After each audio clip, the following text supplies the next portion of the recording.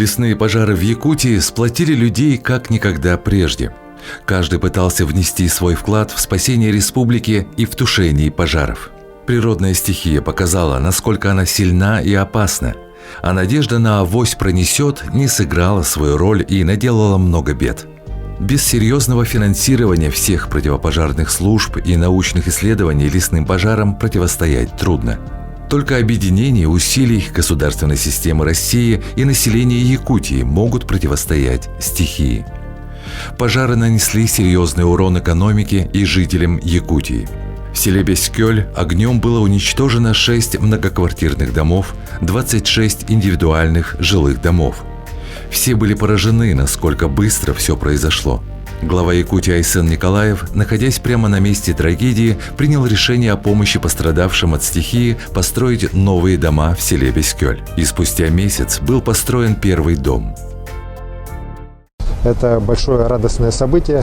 Конечно же, в таком большом строительстве, в организации строительства, в таком отдаленном селе, как Бескёль, огромную роль сыграла хорошая работа оперативного штаба правительства республики, огромная помощь наших крупнейших компаний, в первую очередь компания «Алроса», которая перечислила 200 миллионов рублей, «Роснефти», которая отправила 25 миллионов рублей, добровольческого штаба республики, который отправил 8 миллионов рублей. И, конечно же, очень хорошая работа строителей, которые правильно организовали процесс. Здесь свыше почти 200 человек сейчас постоянно работает. Все объекты строятся быстро, качественно. И мы сегодня можем сказать, что вот тот поставленный мною срок, 15 октября, когда дома должны быть все введены, он будет выдержан.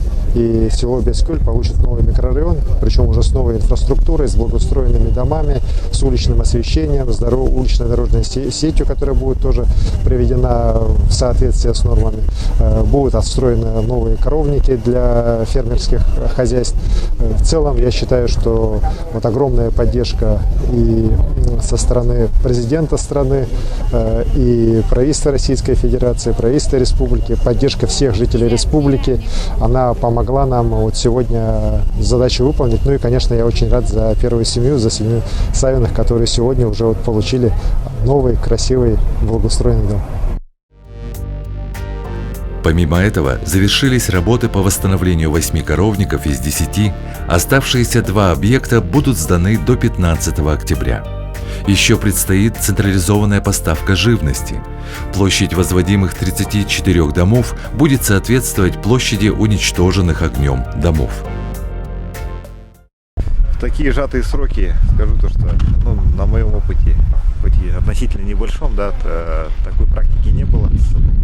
Восстанавливали целый квартал, да, при этом восстанавливаем его комплексно, не только решаем вопросы по строительству домов, ведутся работы по ограждению, по дороге, да, электричество восстановили, газоснабжение восстановили, сейчас работают по интернет-связи, да, поэтому вот, буквально 2 месяца, вот тот срок, который нам дан был, да, и природа, которая дает, да, поэтому вот такие сроки, такой комплекс работы мы еще, не помню, что выполняли. Есть, конечно, рабочие моменты, но мы их оперативно решаем. У нас каждый день проходит штаб под руководством первого заместителя председателя правительства Бердникова Дмитрия Викторовича. В оперштабе находятся все заинтересованные лица, да. Первый этап активно сотрудничали с Министерством транспорта, с дорожниками, потому что в части подготовки и площадки, и уборки мусора здесь активно нам помогали дорожные службы, да, предприятия дорожной отрасли. Отдельно отрабатывали с энергетиками, отдельно отрабатывали с газовиками.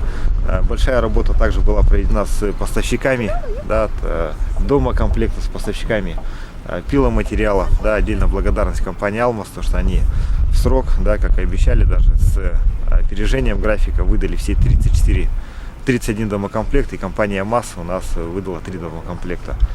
Отдельно также у нас отрабатывали с другими компаниями, которые предоставляли нам фасад, металлочерепицу на кровлю.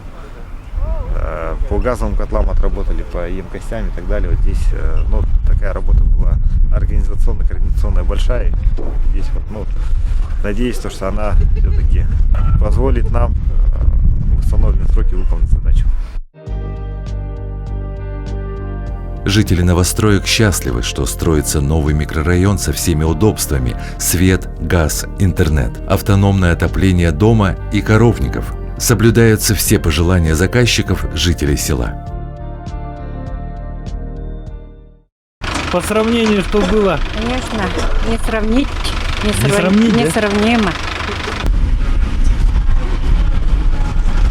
А вот в чем новшество в вашей жизни сейчас будет? Все-таки по-другому, да, что-то? Конечно, по-другому будет. Новая жизнь будет наладиться. А ваша семья как к этому относится? К этому. Сначала было стресс. Потом все налаживается. Я лично благодарна от жителей, от матерей, от пожилых жителей микрорайона Ильдархану, Айсену Сергеевичу Николаеву и Дмитрию Викторовичу Берникову благодарна. Просто нет слов, как выразить благодарность.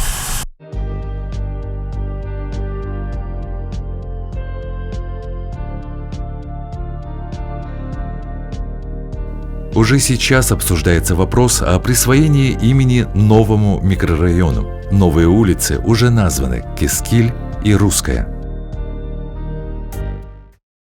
Раньше была здесь русское поселение. Я здесь с ними вырос, поэтому знаю, что какие здесь...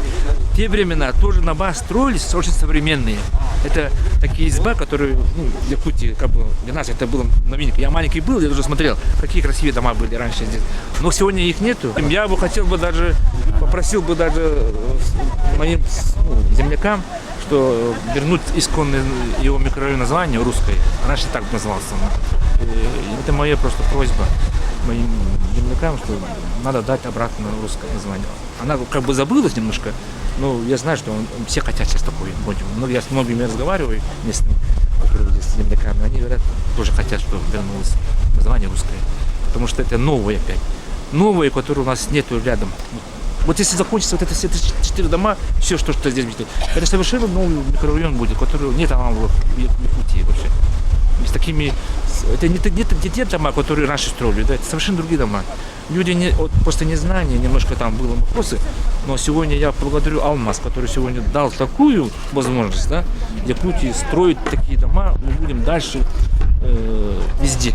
Потому что именно вот эти дома дают нам возможность долговечности, дают вот это деревянное строительство. А брус – это все 20 век, сегодняшний день. На сегодня. Поэтому надо идти вперед, надо с много времени. Самое главное – энергоэффективность. Вот это сегодня. Это экономия финансов в деревнях, которые и так у них мало денег, да, и тут там экономить надо все. А тут, конечно, топить небо нельзя.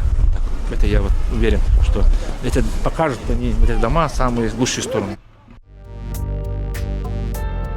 Новая технология строительства целого микрорайона за 2 месяца, при этом проведение газа, освещения улиц и интернета, котельных, коровников, а также дорожной сети – это действительно исключительно якутское ноу-хау.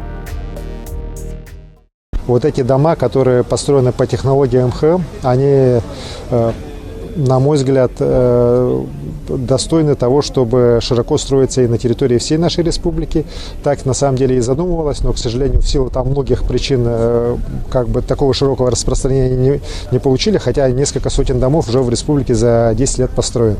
Сейчас же я думаю, что вот после того, как жители реально республики увидят качество, технологичность, энергоэффективность этих домов, конечно, такие дома можно больше строить. И, конечно же, вот как раз в северных районах, может быть, вместо того, чтобы строить крайне дорогое жилье многоквартирное, гораздо эффективнее, да и людям это было бы лучше, если бы мы строили вот такие энергоэффективные дома из МХМ-панелей, которые себя очень хорошо зарекомендовали в других местах, но и уверен, что и в Бескюле они покажут себя самой лучшей стороной.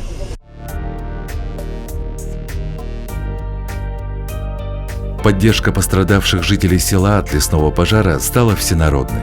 Ведь до сих пор погорельцы домов являются самыми незащищенными людьми. Получить помощь достаточно сложно. Для пострадавших жителей села, у которых прямо на глазах сгорали родные дома, эта помощь продолжается. Будут дополнительные выплаты, будут выплаты из федерального бюджета по 100 тысяч рублей. Там сейчас окончательно в Минфине России через МЧС согласовываются списки пострадавших, там есть свои нормы. Вот. Ну и кроме этого, конечно же, очень большую помощь оказывают уже жители, предприятия республики, так вот добровольческий штаб республики, который помогал в тушении лесных пожаров. Туда поступили большие суммы от предпринимателей, от частных лиц. И сегодня 7 миллионов 800 тысяч рублей они направили в фонд Улусный для помощи как раз семьям, пострадавшим в пожаре. И каждая семья уже будет получать при переселении в новый дом из этого фонда средства в размере порядка 200 тысяч рублей. Вот сегодня, например, Оленевский улус тоже принял решение и выделили средства, и каждая, опять же, семья, выезжающая в новый дом, получит холодильник от имени Оленевского улуса. Таких примеров много. И еще раз говорю, мы все объединились для помощи пострадавшему селу, вся Якутия. И, конечно же, я вижу счастье и радость жителей Бескюля и тех, кто сегодня въехал, и тех, кто в ближайшее время уже въедут. Они все благодарят за ту помощь, которая им оказана. Они говорят, что мы не чувствуем себя одинокими, мы чувствуем, что вся страна, вся республика вместе с нами была и в самое тяжелое время, и сейчас, когда мы уже строимся и выезжаем в новые красивые современные благоустроенные дома. Помимо нового микрорайона, президент России распорядился о строительстве в селе Бескёль новой школы и нового культурного центра. Мы верим, что поручение президента страны о том, что в Бескюле должна быть построена новая школа и новый культурно-физкультурный центр, они будут выполнены, и эти объекты через федеральное финансирование по различным программам будут финансироваться, и со следующего года стройки этих крупных, важных для села социальных объектов тоже начнутся. Объединение усилий людей и всех уровней власти в России перед стихией. Взаимопомощь и дружба являются единственной преградой перед природной стихией и надеждой для людей, попавших в беду.